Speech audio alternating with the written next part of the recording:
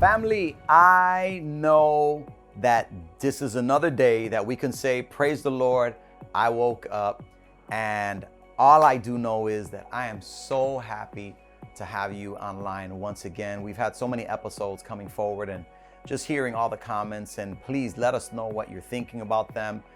Even if you have ideas, let us know what are some of the ideas that you have, different things that maybe me and my wife can do. You know, I can maybe talk to my wife and pull her in here, but she's like running around like now with the dog, with the kids, with everything, just a whole bunch of stuff.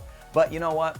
Let us know how this is being a blessing in your life, and also share this with someone so that someone may also be blessed in the same way that you were blessed. For you, it might be something like, oh, it was cool, but maybe you might send it to someone that's really in a time of need, and this might be just the exact words that they need so that they could once again have hope. So many people in the world need hope, and I know that God the Father sent Jesus to this earth just to give us hope, even though like the previous week we were talking about Palm Sunday, and on there was a big celebration, but even in a celebration we have to understand that even there's going to be moments of difficulties.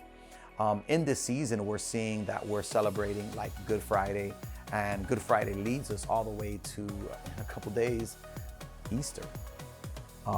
One of the most bloodiest moments that we see in the Bible, of an innocent man that only had one desire: to be a blessing to all humanity and to help whoever he would come in contact with.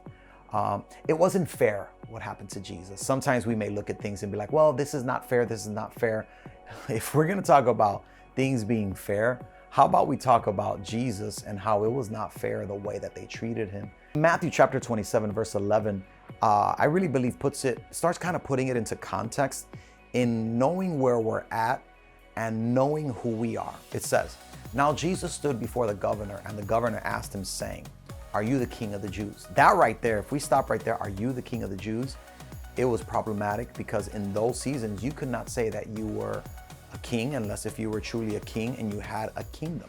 There was a turf war going on of, you know, if you're a king, then what am I? And it just really started turning into the whole thing of identity and who are you?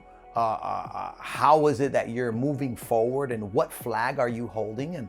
And when we look at this, the governor was just not having it. Are you the king of the Jews? He asked him. And Jesus said to him, it is as you say.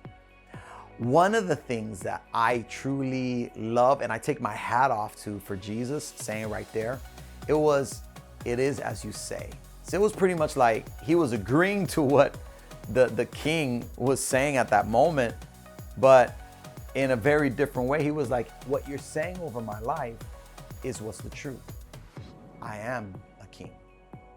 You see, sometimes people may walk into certain places and they might not announce who they are. Jesus wasn't going from town to town telling people, well, I am the king, and I am the man, and I am royalty, and my father will Jesus didn't come like that. Imagine this. Imagine if we were to have all the power that Jesus had. Jesus said it, that if he wanted to, he could have called legions of angels down from heaven just to save. And he did. That's power. That's like, for instance, in a nation, a president has the authority to take their nation into war. Jesus had the authority to bring his kingdom to war on earth. Jesus always knew who he was.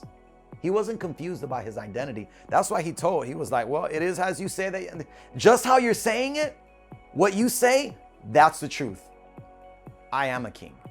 Jesus didn't have an identity problem, and especially in the season that we're living in right now, that so many people, and there's just so much confusion going on right now about identity. And Jesus was not confused on where he came from, what authority he had, and who was his father.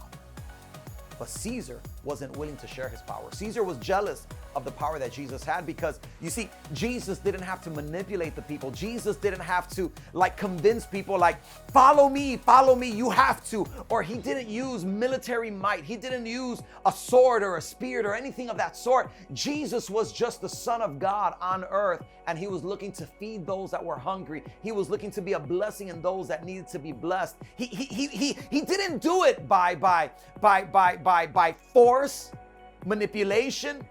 He did it by love.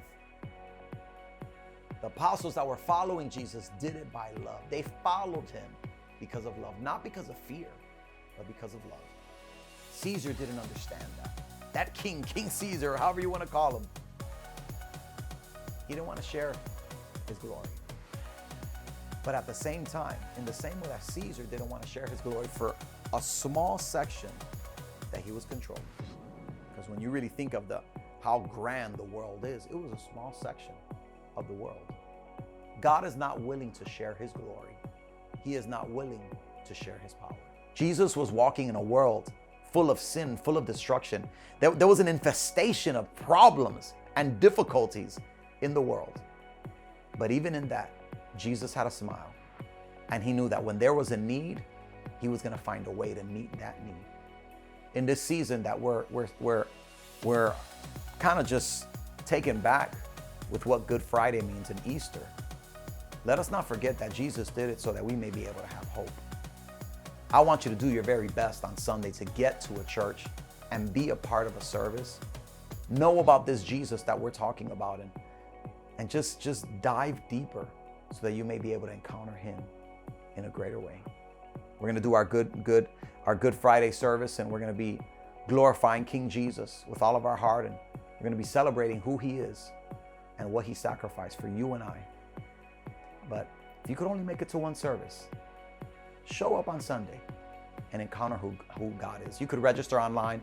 You could register on the Maranatha USA app. You can register on the Maranatha USA website and be a part of the service. If you have any problem signing up for the service, I encourage you, just come and we'll help you get signed up for the service, because we're not rejecting anyone, because Jesus didn't reject anyone. So I believe that we shouldn't reject anyone.